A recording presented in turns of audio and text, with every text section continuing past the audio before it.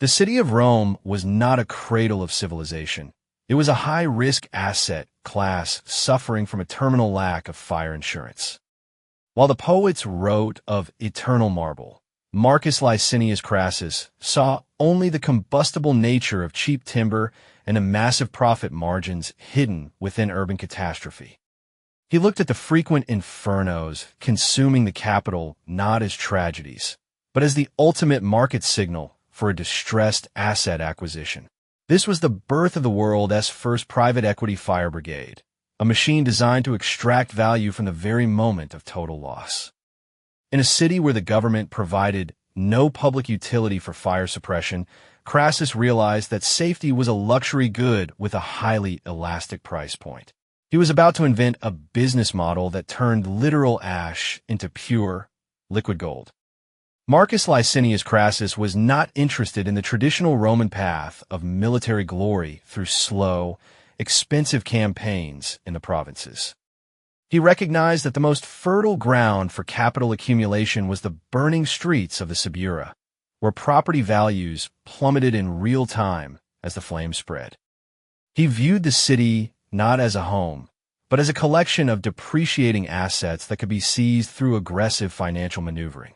The fire was not an external threat to his wealth. It was the primary mechanism of his wealth creation. He understood that panic is the ultimate lubricant for a bad deal, and he positioned himself as the only buyer in a market defined by absolute desperation. The smoke provided the perfect cover for the most aggressive hostile takeover in human history. To understand the rise of Crassus, you must ignore the romanticized history of the Republic and focus on the cold reality of the ledger. He entered a market where the supply of safety was zero and the demand for survival was infinite. This was not a story of civic duty or heroic intervention, but the systematic and forced liquidation of an entire metropolis. While the Roman elite wept for their ancestral villas and lost heirlooms, Crassus was calculating the exact moment a desperate landlord loses his grip on his net worth. He waited for the heat to reach a critical threshold, knowing that the lower the building fell, the higher his potential return on investment. The offer he carried in his pocket was the only thing standing between a property owner and total financial ruin. Imagine standing on a narrow Roman street while your entire life's work dissolves into a pillar of black smoke and heat. The air is thick with the smell of burning cedar, and the local government has no interest in saving your specific block of apartments. Out of the haze steps a man with a disciplined team of 500 professionals and a legal contract ready for your signature. He does not offer a rescue service or a friendly hand. He offers a brutal exit strategy for a failing asset. He makes a bid for the property while the roof is literally caving in and the walls are beginning to buckle. The offer is insulting, often representing only 10% of the property's true market value. Yet it is the only liquidity available in a collapsing environment. This is the quintessential liquidity trap, where the asset holder is forced to choose between a total loss and a fractional recovery. Crassus understood that a seller's leverage evaporates at exactly the same rate as their property burns to the ground. If you refuse his offer, you are left with a pile of useless soot and a massive tax liability on a plot of land you can no longer afford to clear. If you sign, you walk away with enough to survive the night, and Crassus walks away with the deed to a prime piece of real estate. He was not fighting the fire. He was using the fire as a high-pressure negotiation tactic to force a sale. This predatory acquisition strategy allowed him to build a portfolio that would eventually dwarf the national treasury. The efficiency of this operation relied on a terrifyingly simple feedback loop that rewarded the destruction of the city. The more the city burned, the more inventory Crassus could acquire at a 90% discount from the previous day's valuation. He had effectively commodified disaster, creating a scenario where he was the only buyer in a market defined by terminal panic and zero competition. His private fire brigade would stand idle, watching the flames spread to neighboring buildings until the ink on the purchase contract was dry. Only then would they deploy their specialized tools to save what remained of the newly acquired asset for its new owner. This systematic strip mining of Roman wealth was just the beginning of his plan to monopolize the physical footprint of the city. Every new blaze was a fresh opportunity for Crassus to consolidate power and squeeze the remaining aristocracy out of their ancestral holdings. He was no longer just a wealthy citizen. He was becoming the sole landlord of the capital of the world. He realized that owning the land was only half the battle in a truly profitable venture. To maximize his returns, he needed to control the very means of reconstruction and the labor that powered it. But his next move would transform him from a mere opportunistic buyer into the architect of a vertically integrated empire that controlled every stage of urban decay. The true genius of the Crassus machine lay in its workforce of 500 highly skilled slaves who functioned as a high-performance technical firm. These were not mere laborers. They were architects, engineers, and master builders bought specifically for their technical expertise and efficiency. By owning the labor force, Crassus eliminated the middleman and slashed his overhead to almost zero, ensuring that every sesterce remained in his pocket. When a building collapsed, his team did not just clear the rubble. They performed a forensic analysis of the site's potential for high-density redevelopment. They were a rapid response construction firm capable of turning a smoldering ruin into a high-rent apartment complex in record time. This internal logistics chain ensured that every sesterce spent stayed within his own ecosystem. Vertical integration meant that Crassus controlled the raw materials, the transportation, and the final assembly of his real estate empire. He did not just buy the land. He bought the quarries and the forests that provided the stone and timber for his massive projects. This allowed him to insulate his profit margins from the soaring costs of construction materials during the city's frequent rebuilding phases. While other developers struggled with supply chain disruptions and high interest rates, Crassus operated a closed-loop economy. He was effectively betting against the stability of the city and winning regardless of the actual outcome. The more the city struggled to rebuild its infrastructure, the more dominant his monopoly became. These new developments were not built for the comfort of the Roman elite, but for the maximum extraction of rent from the growing working class. He pioneered the construction of high-rise apartment blocks known as insulae, which were notorious for their poor quality and extreme density. By packing as many tenants as possible into a single footprint, he achieved an astronomical return on investment that no traditional farm could match. The risk of these buildings catching fire again was high, but for Crassus, that was simply a recurring revenue model for his acquisition team.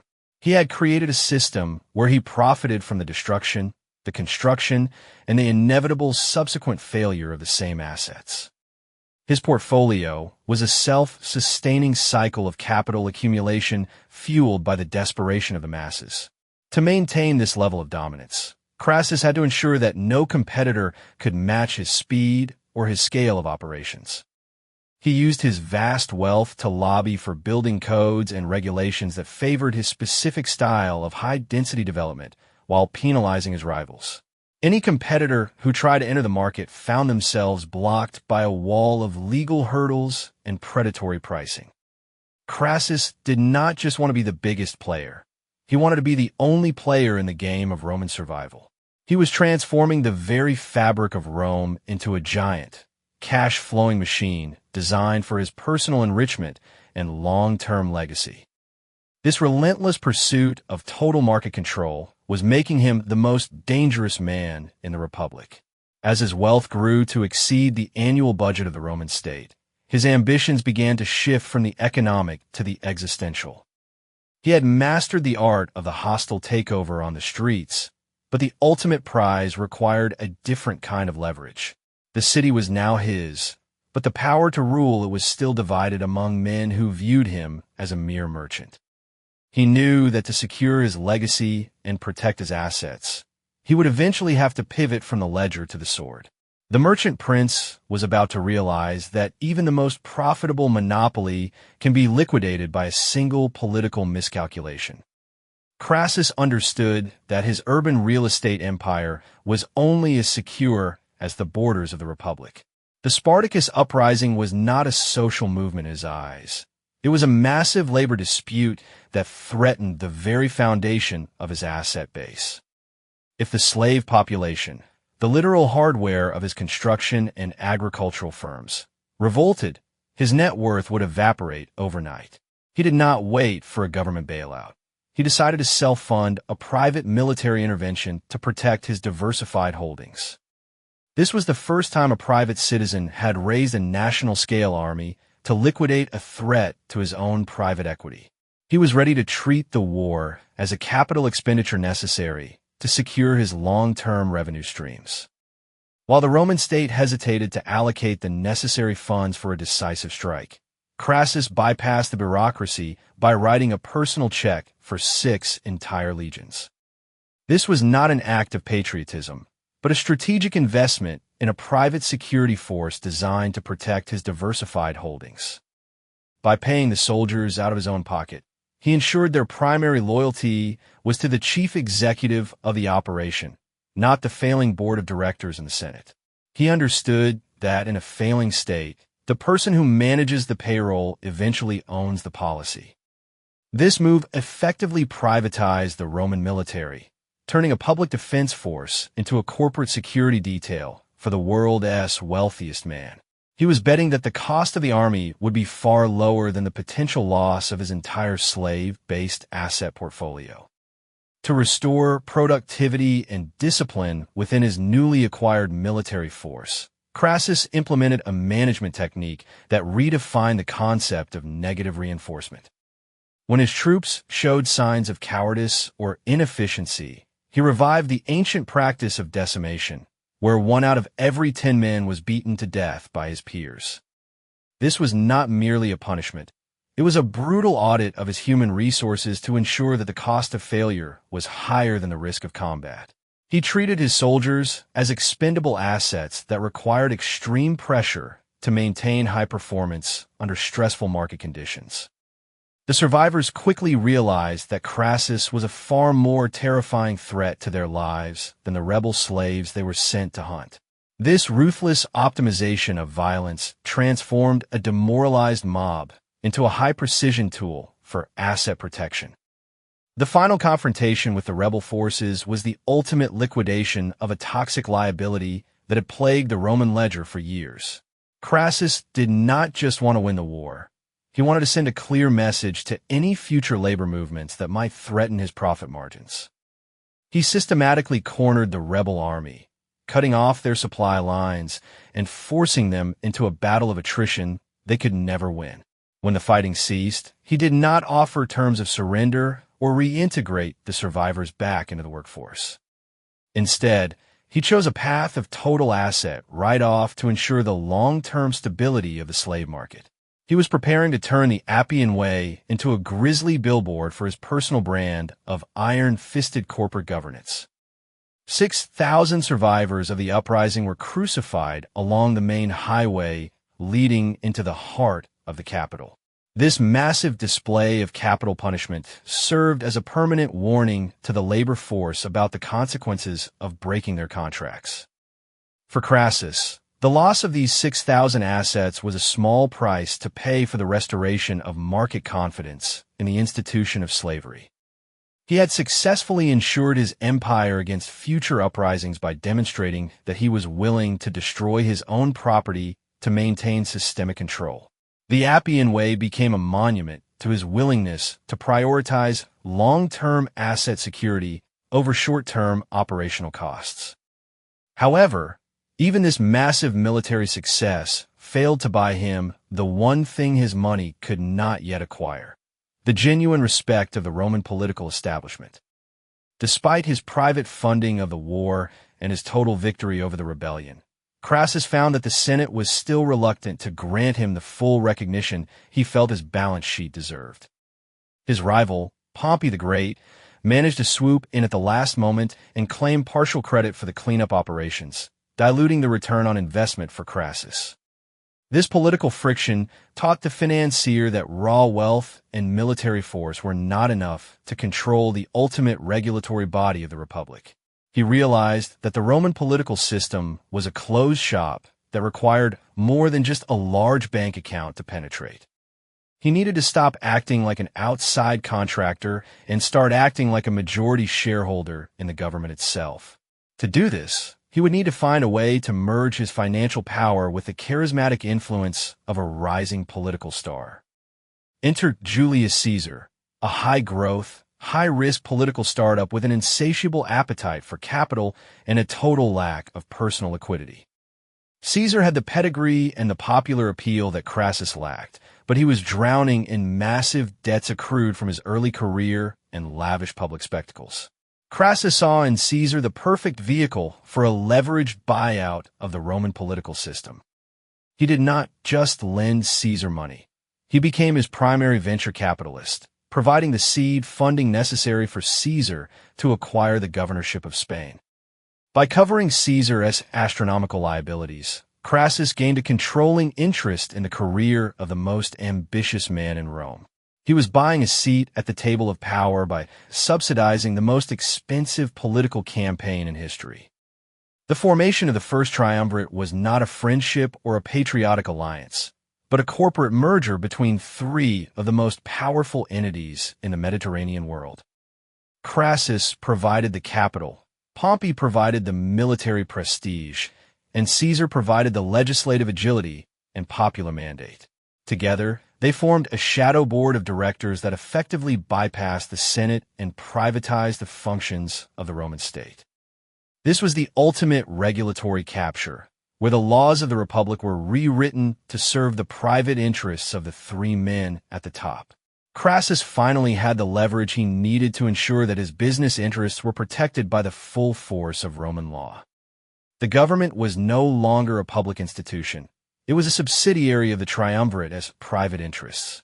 Crassus understood that the best way to control a partner was to keep them perpetually indebted to your own treasury. He continued to fund Caesar's increasingly expensive lifestyle and political maneuvers, ensuring that Caesar could never truly operate independently of his benefactor. This was a classic debt for equity swap, where Caesar's political victories were effectively owned by the man who financed them. Every province Caesar conquered and every law he passed added value to the diversified portfolio held by Crassus. The merchant was playing the long game, using Caesar as a proxy to dismantle the old guard of the Senate that had once looked down on his mercantile origins. He had successfully turned the highest office in the land into a managed asset that he could influence with a simple adjustment of his lending terms. Under the control of the triumvirate, the Roman state began to function like a distressed company being stripped for parts by its new owners.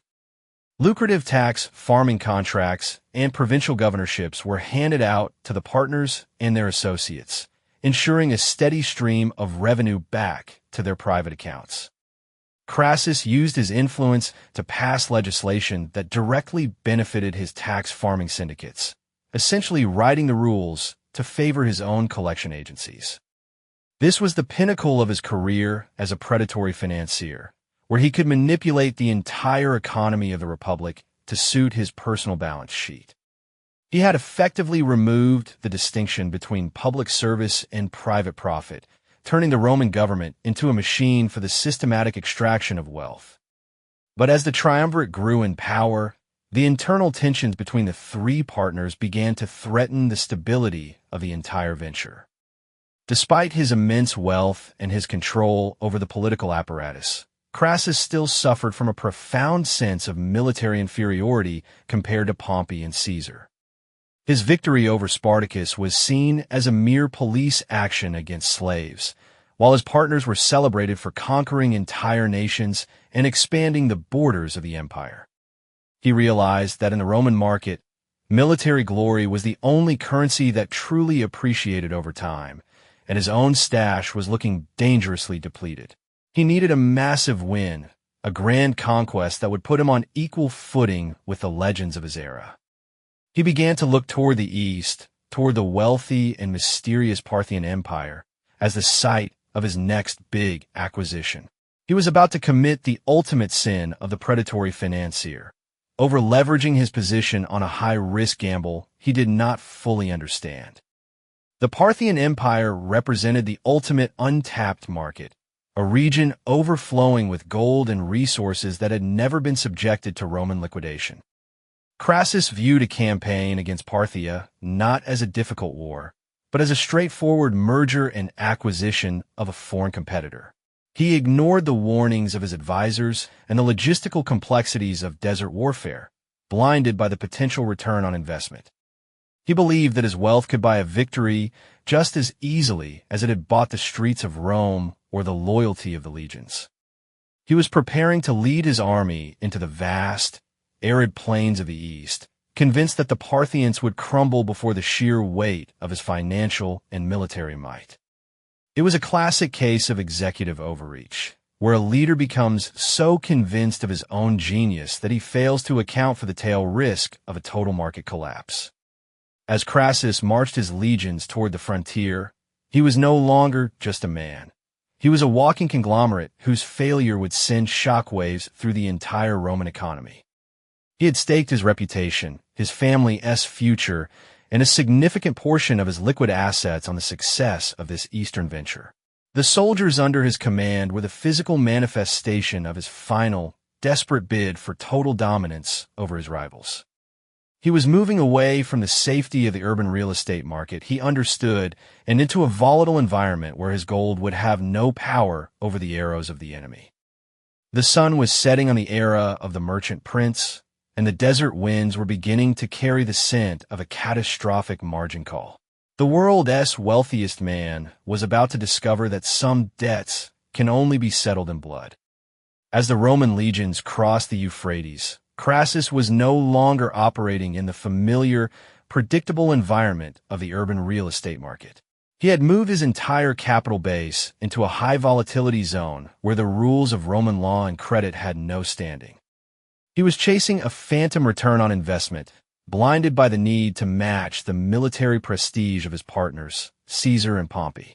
This was the ultimate failure of a chief executive who had forgotten that not every market can be bought or manipulated through sheer financial weight. The desert was preparing to issue a margin call that would liquidate his army, his family, and his life in a single afternoon of total operational failure. He had failed to conduct a proper due diligence on the terrain or the tactics of his opponent. Crassus marched 7 legions into the arid plains of Mesopotamia with the same arrogance he used to buy burning apartment blocks in the Suburra.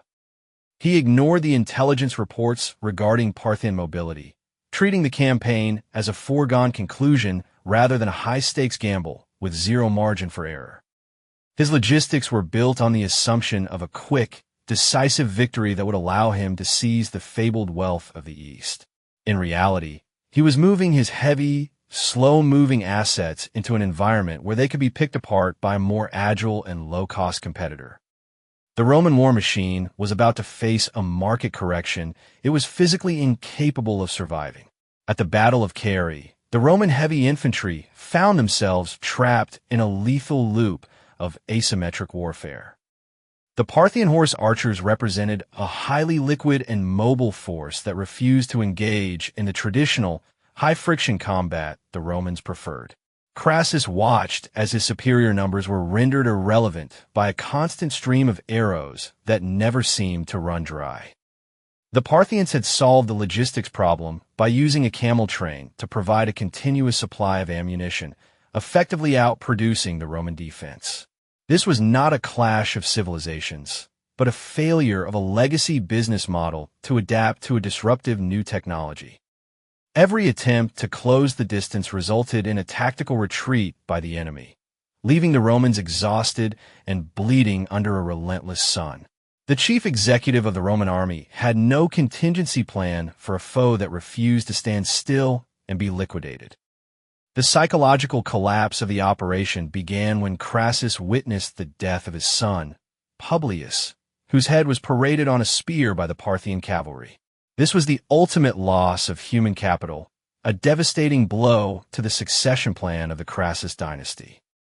The financier who had spent a lifetime calculating the value of every life in Rome suddenly found himself faced with a loss that no amount of gold could mitigate. His tactical decision-making already hampered by age and arrogance, dissolved into a state of catatonic shock. The legions, seeing their commander lose his grip on the situation, began to realize that their exit strategy had completely evaporated. They were no longer an invading force. They were a collection of stranded assets waiting to be written off.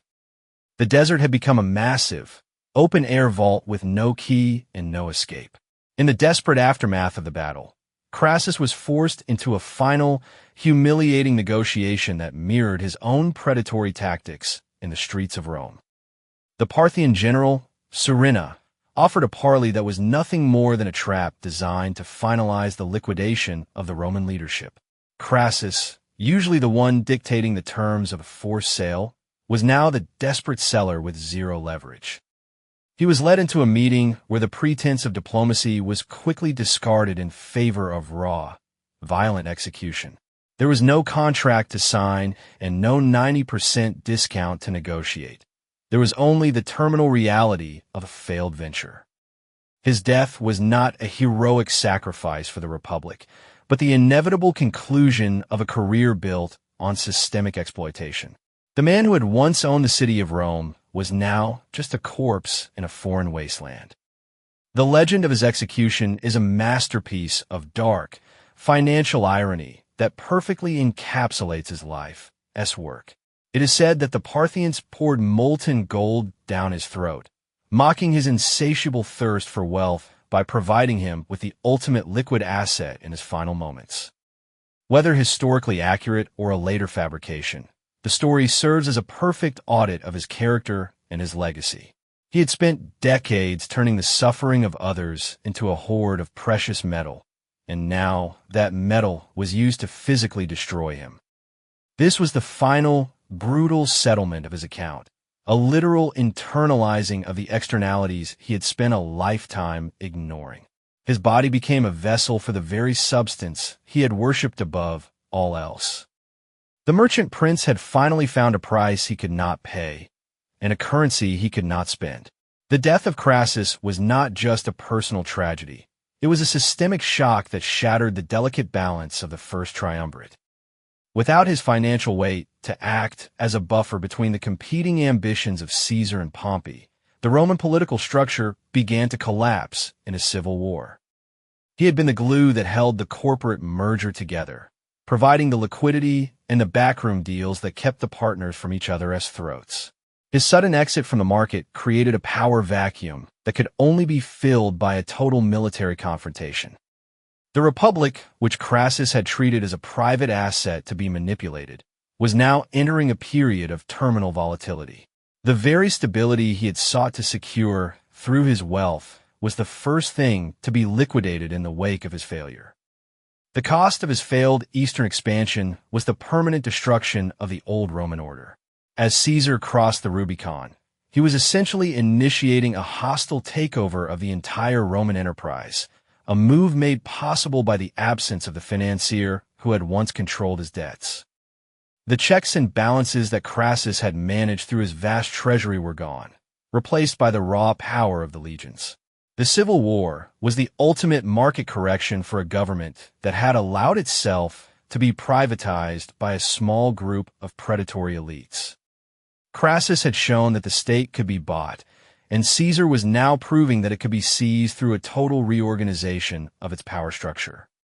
The transition from republic to empire was the final stage of the process Crassus had started when he first bought a burning building at a discount.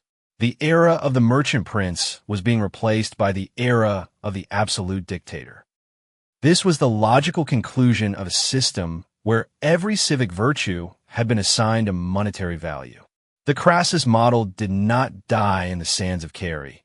It merely evolved into the sophisticated financial instruments of the modern era. Today, we see his fingerprints in the tactics of distressed asset funds that wait for a crisis to acquire essential infrastructure at pennies on the dollar. The weaponization of disaster and the use of vertical integration to control every aspect of a market are still the primary tools of the hyper-wealthy. When a private equity firm buys up thousands of single-family homes during a foreclosure crisis, They're practicing a refined version of the fire brigade arbitrage. The logic of extracting maximum rent from high-density, low-quality housing remains a cornerstone of urban real estate investment. Crassus was the first to realize that a city in crisis is not a problem to be solved, but a portfolio to be optimized. His ghost haunts every boardroom where profit is prioritized over the structural integrity of the community. We often look at history through the lens of great battles and noble speeches, but the story of Crassus reminds us to look at the receipts. He proved that a single individual, armed with enough capital and a total lack of empathy, can reshape the destiny of a civilization to fit his personal ledger. His life was a masterclass in the accumulation of power through the strategic exploitation of systemic weaknesses. He did not need to be loved or even respected. He only needed to be the only person with a contract when the world was on fire. The tragedy of his end is often emphasized, but the real horror lies in the success of his methods during his prime. He left behind a blueprint for predatory capitalism that continues to function with terrifying efficiency 2,000 years later. The world he built was one where everything, land, labor, and even the law, had a liquidation value. While the name of Crassus is often overshadowed by the more famous names of Caesar and Pompey, his influence on the structure of global finance is arguably more profound. He was the pioneer of the idea that a private individual could be more powerful than a sovereign state if they controlled the flow of credit. He demonstrated that the most effective way to rule is not through the popular vote, but through the quiet accumulation of essential assets. Even his catastrophic failure in Parthia serves as a warning about the limits of financial power in the face of unpredictable, asymmetric risks. His story is a forensic audit of a man who knew the price of everything and the value of nothing. We are still living in the ruins of the market he helped to create, navigating an environment defined by the same predatory instincts. The legacy of Marcus Licinius Crassus is not found in statues, but in the fine print of every predatory loan. He taught the world that disaster is the ultimate economic opportunity for those with the liquidity to survive the heat. His rise and fall provide a stark lesson in the dangers of treating a society as a mere collection of assets to be stripped and sold.